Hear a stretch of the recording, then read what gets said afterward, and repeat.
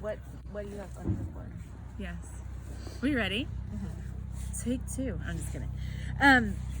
So after we welcomed Owen in the spring, which was of 2007, that's when we first, kind of in hindsight, started to notice a huge change in our relationship. So not knowing this was happening, I'm like, I have my baby. So everything is like, he needs me.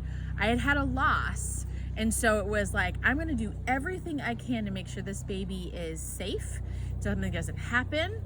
Part of that perpetuated a major spin into a postpartum depression and anxiety, because I'm like, I have to do everything right, and I have to make sure this baby lives, and I can't sleep because, like, what if he starts, like, the whole thing, right? Plus, I had the baby that I was told I was never gonna have. And so, without realizing it, my whole world, Dave, just shut down, and my whole world became this baby. Now, Dave, again, being the amazing guy that he is, had no problem telling me at one point, after I would send him pictures like, hi, Daddy, I miss you while you're at work. I'd send all these pictures of Owen to his cell phone saying how much he missed him. And one day he goes, but do you miss me? And I was like, what do you mean? He goes, I get all these amazing texts and pictures from Owen. He's like, but do you miss me? I feel like I'm no longer important. And I was like, whew. And it was really hard to hear, but the reality is there's a lot of truth in that. And I think that can happen with women, is that when we have our children, there's so much that we give our children, especially if you're like nursing and sleeping, and there's just a different piece. And if we're not careful, that person who has been our whole world, who we had fun with, who we made decisions with, who we did this, all of a sudden, we just go whoop, and it's all about our baby or babies, or like multiple babies, that we have. And I'm really grateful that Dave, at the different points in our marriage, has had the courage and the boldness to say, I feel like I am left out. I feel like, where am I? You have your baby. And so that hit me really hard. Let's see here. I'm trying to find my notes. Dave was an amazing dad. He had no problem doing late night shifts and doing all of the kind of busy things, because he's used to being up as like a firefighter. He can like wake up, go back to sleep, wake up, go back to sleep. So he was like amazing in that. But as our kids got older, what I realized, like, the things that Mr. Fun, my dad, would do, Dave didn't do. He either just didn't think of those things, or he was doing things in a different way. And I realized, like, I used to get really mad at that. And in my heart, I'd say, but like, my dad wouldn't do it this way. My dad wouldn't handle it this way. Like, or my mom and dad wouldn't do this. Like, they would do this. And I really was resistant to really realizing that, like, we needed to develop our thing within our family, and how we did things. And that for a long, long time, didn't realize how much I compared Dave to my dad. And it wasn't so long ago that when Dave and I were having a conversation, that the Lord was like, you need to share that with Dave. And I'm like, what? It's like, that you've been comparing him to your father, and it's not okay. And I shared that with Dave, and he was like, yep, you have, and it hurts. And again, I get real bold kind of statement, but the reality is he had been feeling it, and he needed to hear that I had struggled with that, and that we needed to kind of make some changes. And I needed to not compare Dave to my dad or any other guy that looked from the outside as to be this like super awesome, dad. Because at the heart, Dave is an amazing dad and an amazing husband. It just looks different than everybody else, and that is okay. And the qualities that he has in him are amazing. And so, hold on as I kind of catch up where the blue notes hit the purple notes. And so this was like one piece is that I, wanted to share in terms of like our expectations and how without even knowing we can be comparing ourselves in our marriages and what we should be doing and what our husbands should be doing or even our children. But being able to kind of ask God, like, where are my expectations coming from? Are these things I really want kind of for myself, or am I comparing myself to this other mom and how she does things, or Dave to this other person, and realizing that, like, I really wasn't loving Dave in the way that, I should have been, going back to like loving one another. So again, that's where those pieces have kind of come down.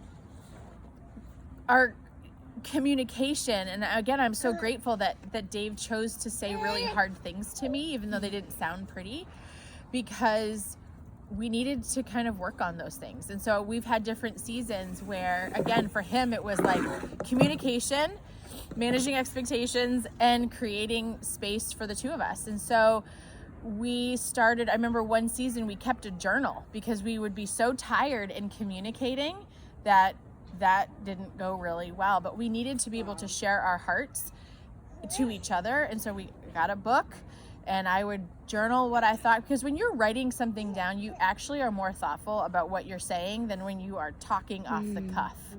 And so we would write it down, and if he saw it on his end table, he knew that I had something to say, and there was kind of a 1 to 2 day period of time where he would have to write back and then would put it on my end table.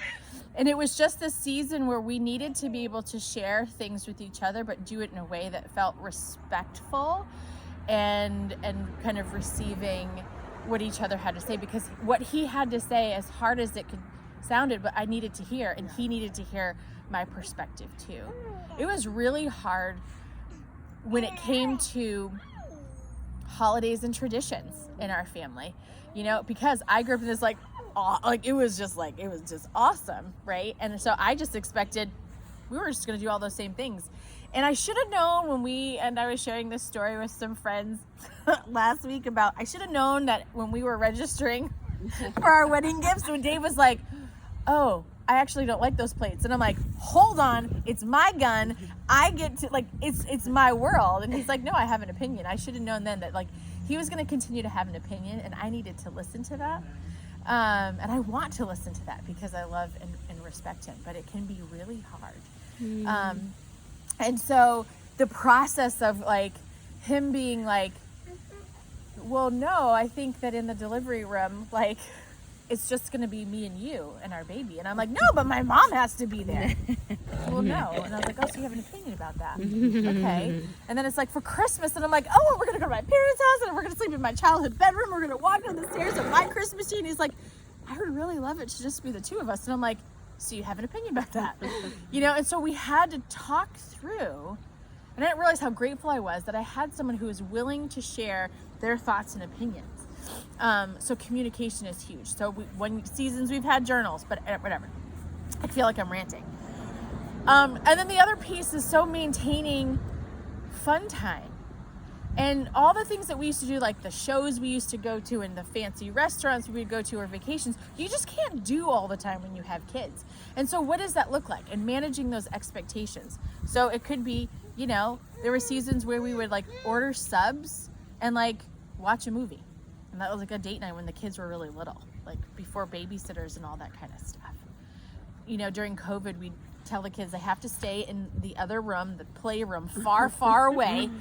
And we went through the whole Marvel series, just the two of us, and we would order takeout on that time. And we're kind of moving into different seasons where we can actually go out and do things. But that fun, we think that it's all about the family and all about the kids, and so much is. But if you don't have that place of fun, you miss out on that friendship. And I'm I want a friendship with Dave when our kids leave the house. We bought ourselves some time by having a baby in our 40s and miles, but I want to be able to have fun with Dave, and we weren't having fun. And so being creative about what does couple time look like, and releasing yourself of the guilt of, but my kids need me, or I can't leave my baby, they're gonna cry, or I can't leave my kids because I have all this. And it's like, no, like, I want them to have a family, you know, where they feel loved and supported. And that's gonna come from mom and dad creating space to communicate and talk and have fun together. And so I feel like I've been all over, but I hope my takeaways is looking at, one, like, we couldn't have had any of these kind of ups and downs in our marriage, and even through our communication, managing expectations and time for ourselves, without kind of coming before the Lord. Like, couldn't happen, you know, because it would be just so easy to quit, you know, and I'm not, and there's lots of reasons why things just don't work out, and you know what, that is okay. But there is also like this place of like actively inviting God into those spaces, and I want my kids to see how we process those highs and lows,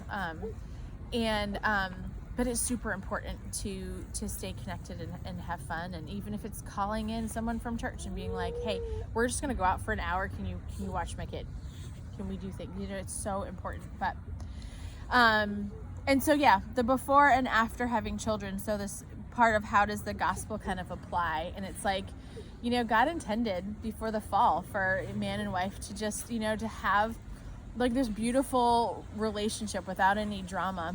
Because of the fall, like, things are broken, things happen, there's betrayal, there's miscommunication, there's just hard things. Because of Jesus, there can be restoration, and it might not look like what we want, but when you involve him in it, beautiful things will come. And in heaven, like, all will be made right. Yeah. And so that final piece. And so that is a little bit of my story, and I hope that, I don't know, does anyone have any questions? You can hit. I don't know, okay. Any questions? No, well, Nicole, one thing I just want to say, and I know you had to go through you're trying to get through, but just in case people don't know, one thing that's hit me in hearing your testimony on communication is you not only you lost your baby, then you had a baby, and then you had twins, and then you had a baby in your 40s. So, I mean, you've had to navigate and re-navigate so many places that you shared about communication. I think that I just want to make sure, I mean, I want to be reminded of that, and then whoever, if they don't know you, know that part of your story, so they can reach out to you, or, you know, if they have, because I feel like what you shared, that part is like, I'm just challenged, because you never get to this place, right? You're like learning to watch Marvel movies together and order takeout. Like, that's, I'm like, wow, that's such a fun idea. You know, like, This place, a challenge that I have is being bold enough to say to your spouse or partner, hey, do you feel seen by me? Yeah, do you feel loved by me? Since within all the throes of parenting. And I would bet that if you really created space for them to be honest, that you might hear, yeah, I feel a difference. And well, it's great, we love our family, but there's a difference in how they feel from us. Yeah. Because there are like our world and our protector and everything. Then we have kids, which is awesome, but there is a piece that they feel like, they might feel like, I just missed that. And so I think Dave had the boldness to just come out and tell me, but I would challenge everyone to just ask, just create sides like, hey, what are you missing about us? And what do we do to get some of that back? And what could that look like in terms of protecting those relationships? And I think it can apply to whether you are married or if you are not. How do we work through this when it comes to our family? And how do we, you know, kind of maintain a good relationship and set these things and still be able to have fun with our family? And so, anyway, that's one of my challenges and charges, to ask how they feel. Anyone else have anything? Thank you, Nicole. It's awesome. Super encouraging. All right.